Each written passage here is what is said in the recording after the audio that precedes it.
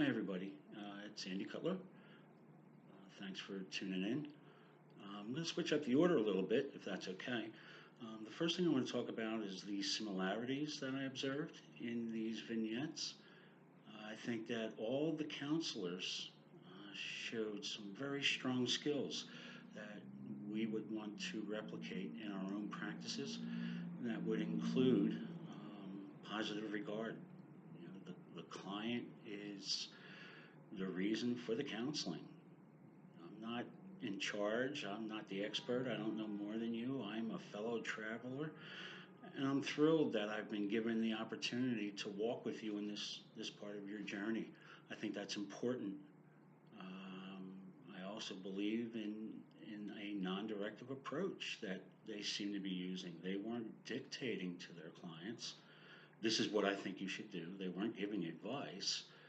They were trying to draw their clients out and hear more about them and where they were and what they felt, what they were going through.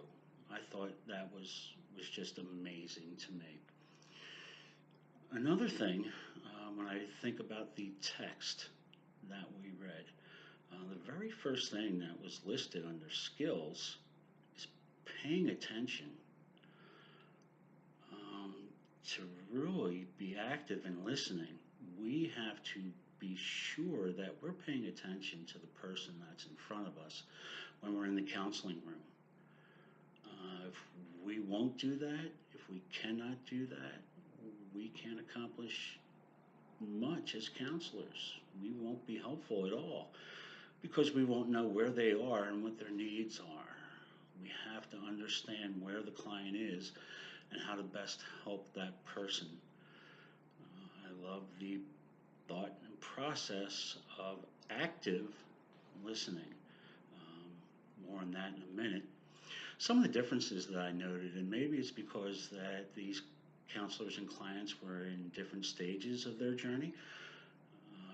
For example, in the first vignette that we saw on brainstorming, the counselor and client had already reached some goals that they had established together.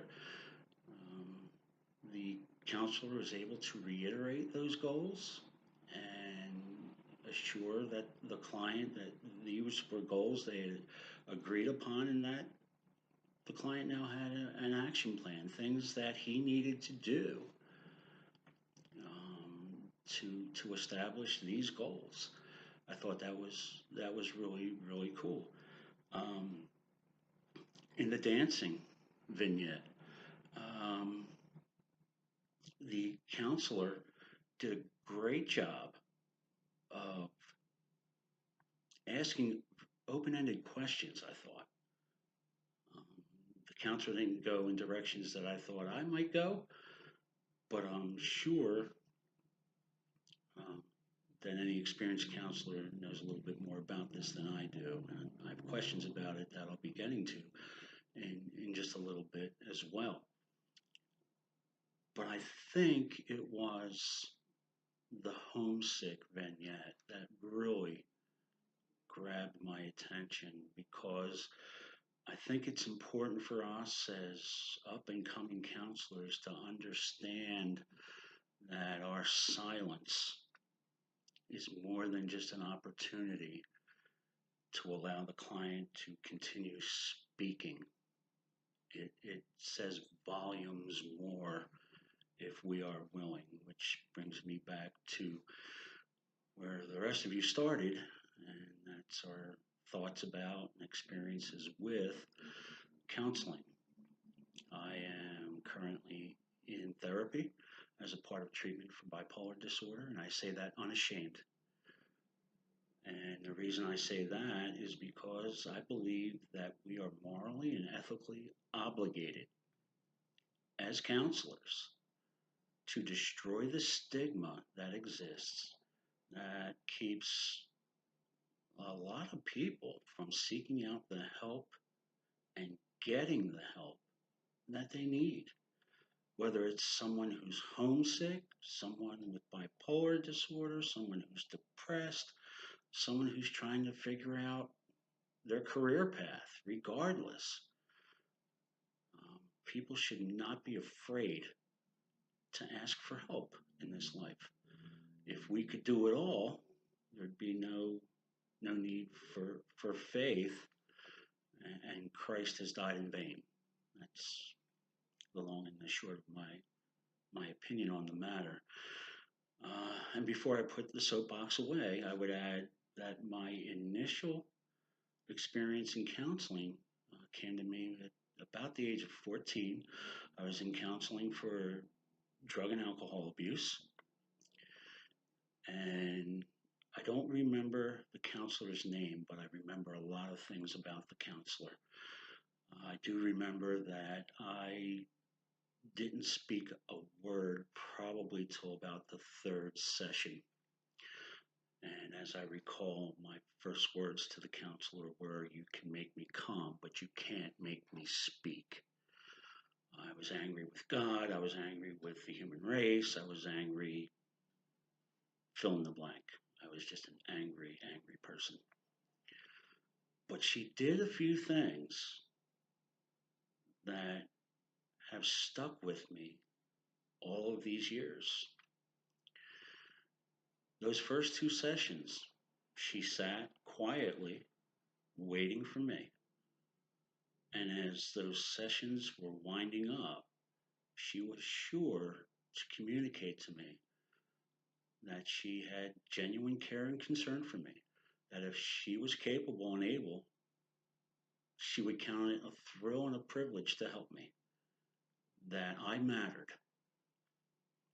She didn't go on excessively or incessantly through the counseling sessions, but she did make sure that she communicated those things to me in the counseling room and out of the counseling room as well. She made me know beyond the shadow of a doubt that I mattered. And so, what I draw from that now as I work on becoming a licensed professional is that we need to learn how to listen even in the silence. We need to hear all the things that our clients are not saying. The hopes and the dreams of our clients depend upon it. Are they going to trust the process that this is going to work and that things are going to get better for me in my world? You have to remember you're asking a complete stranger to open up to you and tell you your deepest, darkest secrets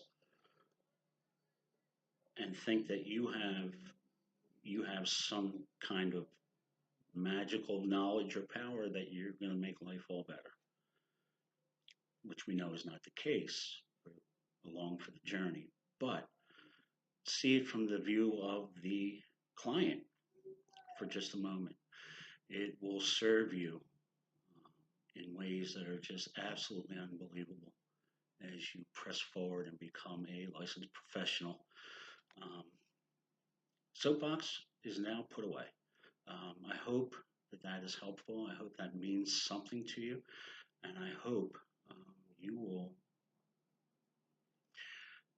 will be intentional about paying attention and being active in listening when the client speaks and when the client is silent. I know it changed a lot of things for me in my world, and I think you'll see that it changes the world and the lives of people who will be placed in front of you as you become a professional. Again, I hope this helps. God bless you. I hope you guys have a great day.